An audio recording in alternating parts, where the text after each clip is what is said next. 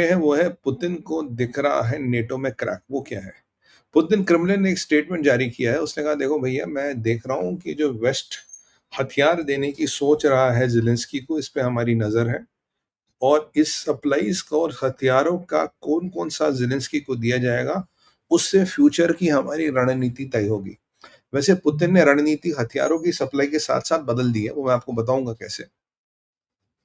और उसने बोला कि भाई ये जो एक ट्रंप का ट्रंप का हेजिटेशन है। ट्रंप का हेजिटेशन है, कभी हथियार देना है, फिर नहीं देना है। कभी कह रहा है यूरोपियन यूनियन पैसे देगा, कभी कह रहा है कि नेटो पैसे देगा, कभी कह रहा है अब यूरोपियन यूनियन और नेटो में डिस्प्यूट है कौन कितने पैसे देगा। तो ये जो एक वेस्टर्न ब्लॉक में एक हेजिटेशन है हथियारों की सब, फिर ये मसला है कि कौन सा हथियार जेलेंस्की को देना, कौन सा नहीं देना है।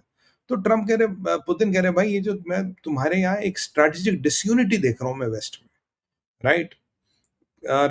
और रशियन मीडिया कह रहा ये तो बहुत अच्छा शुभ समाचार है। पुतिन का इनर सर्कल कह रहा साहब अच्छी बात है, इनमें डिसयूनिटी होने दीजिए, लड़ाई को और खींचेंगे, और दबा के खींचे। तो 50 दिन का अल्टीमेटली कोई अल्टीमेटम होता है क्या? अरे भैया मजाक कर रहे हो क्या? 50 दिन का अल्टीमेटम देके क्या होगा पुतिन को? उन्हें फर्क थोड़ी पड़ रहा। वो कौन से पता है 50 दिन में युद्ध विराम करेंगे? पुतिन कुछ नहीं कर रहे। तो ये पुतिन को इनकी बिल्कुल कमजोर, उनका इनर सर्कल कह रहा साहब लड़ाई करिए करिए, इनके बस का कुछ है नहीं। अब देखिए डोनाबास्क में अभी पुतिन ने सबसे बड़ा ड्रोन अटैक कर दिया। ड्रोन अटैक बढ़ा दिए पुतिन ने। पुतिन के ड्रोन अटैक इस पोस्चरिंग के बाद अगर आप देखिए बड़े हैं। पुतिन के जो क्रूज मिसाइल्स के अटैक है वो बड़े हैं।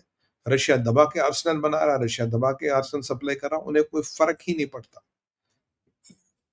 और उनको रशियन इंटेलिजेंस का ये मानना है कि कह रहा भाई ये जो सारे प्रकरण हो रहे हैं बेसिकली क्या हो रहे हैं, ये जो आपका what do you call this, ये जो आपका वेस्ट है, वेस्ट का सपोर्ट टुवर्ड्स यूक्रेन गिरता जा रहा है, गिरता जा रहा है, गिरता जा रहा है, गिरता जा रहा है। वेस्ट यूक्रेन को सपोर्ट कर नहीं पा रहा।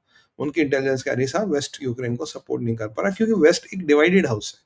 यूरोप कुछ चाहता है, यूरोप के कुछ देश कुछ चाहते हैं, नेटो कुछ चाहता है, यूरोपियन यूनियन कुछ चाहता है, ट्रंप कुछ चाहता है। ट्रंप तो कहते हैं व्यापारी भैया टेबल पे पैसे रखो, हथियार देंगे। पहले बाइडेन का बड़ा अच्छा जमाना था। यूएस के स्टॉक पाइल में से हथियार देता था। यूएसएएफ में ऑर्डर तो अमेरिका देता था हथियार बनाने वालों को, पर हथियार जेलेंस्की को जाता था। गजब है भैया। तो अब यहाँ पैसों में मतभेद हो गया है। पैसों में मतभेद हो गया और वो ट्रंप कह रहे हैं भैया पहले माल टेबल पे रखो, हथियार तब निकलेगा और जब भी बनेगा। और आप जानते हैं अमेरिका और नेटो की आजकल हथियार बनाने की क्षमता कितनी बहुत ध्वस्त हो गई है साहब।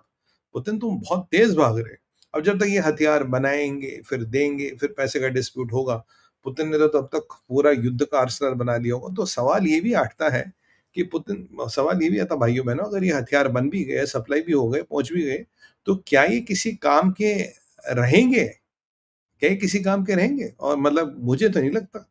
और पुतिन का अगर आप स्टेटमेंट देखें तो पुतिन के जो आजकल बयानों को अगर आप स्टडी करें, तो पुतिन कहीं न कहीं सीधी-सीधी बात बता रहे हैं, यार ये जो वेस्ट है ना, ये अब ज़ेलेंस्की पे थक चुका है, ज़ेलेंस्की से हार चुका है। ज़ेलेंस्की पे इसने हथियार छोड़ दिया, कह रहा है यार ये ज़ेलेंस्की ने बहुत पैसा डुबाया, बहुत इज़्ज़त डुबाई। ज़ेलेंस्की किसी काम का नहीं। और वैसे बाय द वे ज़ेलेंस्की का एक अच्छा दोस्त है तैयब अर्दोगन। तो ज़ेलेंस्की साहब अगर वेस्ट आपको हथियार नहीं दे रहा, अगर आपको नेटो हथियार नहीं दे रहा, तो आप तैयब अर्दोगन के पास इस्लामिक टेक है भाई, इस्लामिक हलाल टेक है, तो जाके वहाँ से हथियार ले लो। शायद कुछ ज़बरदस्त हथियार बनाए हो अर्दोगन ने।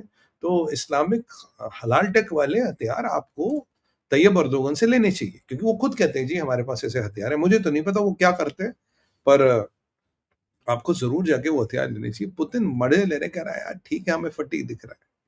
और अभी देखिए बेलारूस में रशिया ने मिलिट्री ड्रिल्स एक्सटेंड कर दी। अब बेलारूस में मिलिट्री ड्रिल्स एक्सटेंड करने का मतलब है पॉस्चरिंग। बेलारूस में मिलिट्री ड्रिल्स एक्सटेंड करने का मतलब है अपना वर्चस्व दिखाना, अपनी ताकत दिखाना। हाँ मैं बेलारूस तक जा रहा हूँ, मैं मिलिट्री ड्रिल्स को एक्सटेंड करूंगा, मैं जो मर्जी वो करूंगा। तो एक कहीं ना कहीं एक पॉस्चरिंग पुतिन दिखा रहे हैं। मतलब पुतिन दब नहीं रहे, जिनको लगा था पुतिन दबेंगे घबराएंगे, पुतिन आगे जा रहे हैं।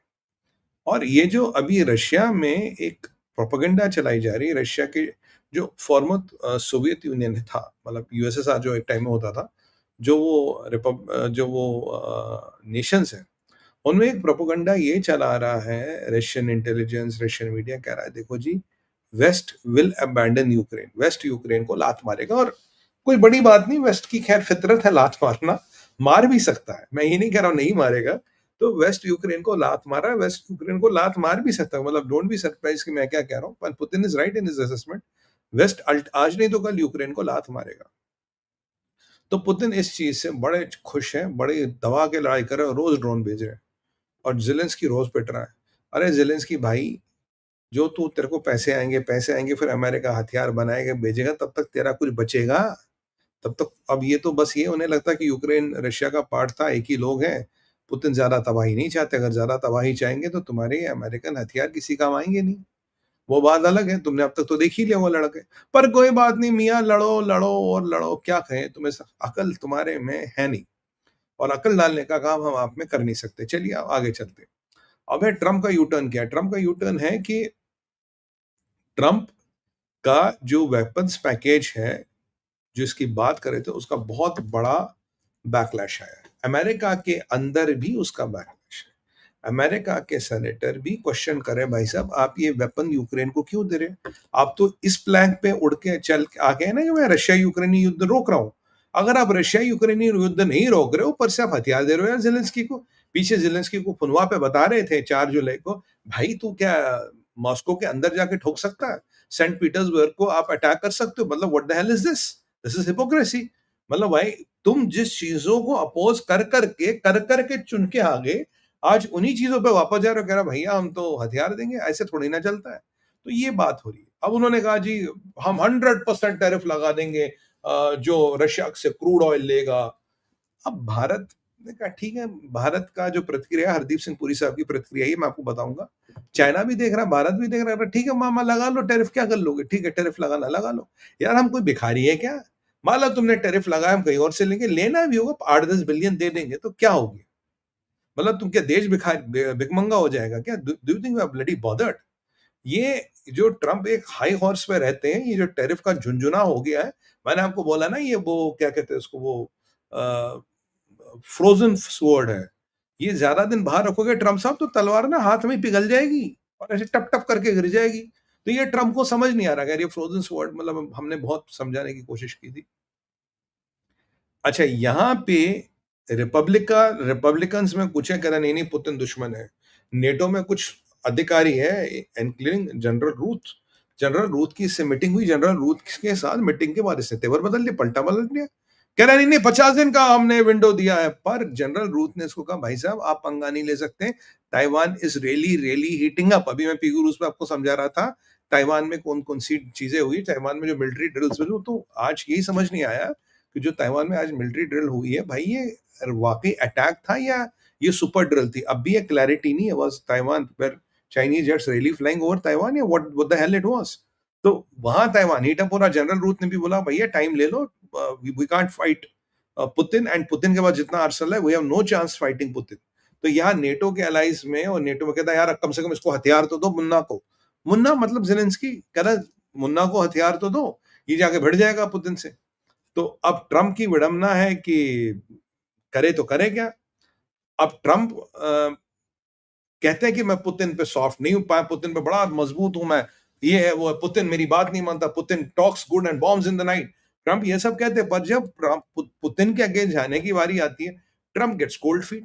ट्रम्प कुछ ना कुछ बहाना करके वापस, जब ट्रम्प करते हैं, अच्छा I support Trump on that, that is exactly what Trump should be doing. But लोग कह रहे हैं भाई आप तो कह रहे हैं हम बड़े सख्त हो, बट जब कार्रवाई करने का मौका आता है तो प्रेसिडेंट साहब आप दूसरी दिशा में क्यों देखने लगते हो?